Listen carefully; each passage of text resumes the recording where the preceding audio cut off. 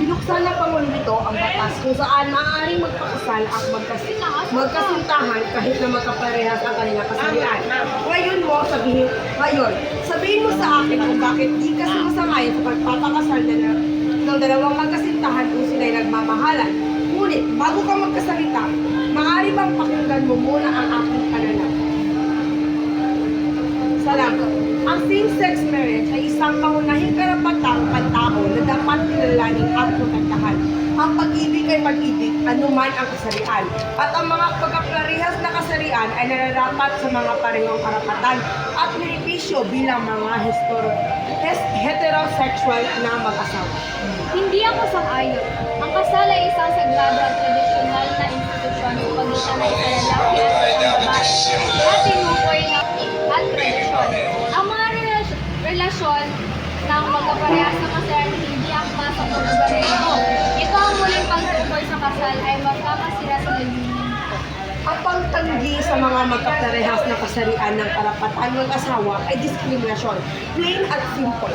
Ang mga magkaparehas na kasarian ay may kakayahang mag-alaga at makapagbigay ng mapagmahal na tahanan para sa mga bata. Bakit sila dapat tanggihan ng mga parehong karapatan ng heterosexual na mag-asawa? Ang mga bata ay nakikinabang sa pagkakaroon ng ama at ina. Ang mga magkaparehas na kasarian ay hindi makakapagbigay ito ng natural.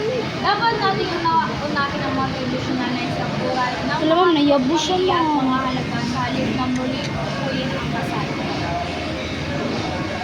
Ang pagbubukod sa mga magkaparehas na kasarian mula sa kasal ay nakakasakit at hindi makatanungan.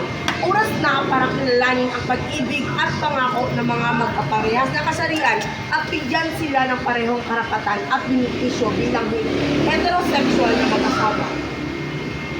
Habang naiintindihan ko ang pagnanais para sa pagkapantay-bantay, naniniwala ako na dapat natin panatilihin ang tradisyonal na kahulugan ng kasal.